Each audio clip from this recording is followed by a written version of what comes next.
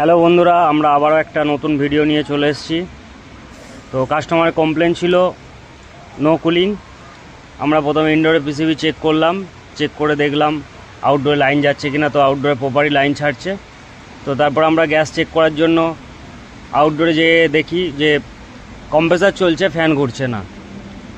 হিটাচির নন ইনভার্টারের 1.5 টনের আউটডোরের যে ক্যাপাসিটারগুলো হয় 3 MFD হয়, তো আমরা 3 MFD ক্যাপাসিটার চেঞ্জ করে দেখলাম সেম প্রবলেম।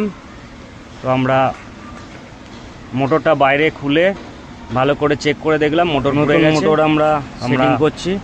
নতুন মোটর সেটিং করব। মোটরের 4টে স্ক্রু থাকে, 4টে স্ক্রু আগে লাগিয়ে নেব। মোটরের যে 4টে তার থাকে, নর্মালি দেখবেন গ্রে কালারের যে তারটা আছে ওটাই ক্যাপাসিটারের তার হয়। বাকি যে দুটো তার থাকে, একটা ফেজ হয়, একটা নিউট্রাল হয়।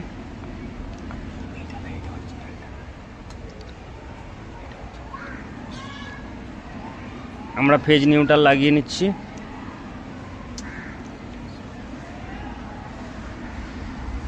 ফেজ নিউট্রাল লাগানোর পরে আমরা ব্লেডটা সেট করব। ব্লেডটা খুব সাবধানে লাগাতে হয়, কারণ এই ব্লেডগুলো প্লাস্টিকের হয়, তো যার কারণে সাবধানে না লাগালে ফেটে যাওয়ার চান্স অনেক বেশি থাকে। আমরা খুব সাবধানে লাগিয়ে নিলাম ব্লেডটা।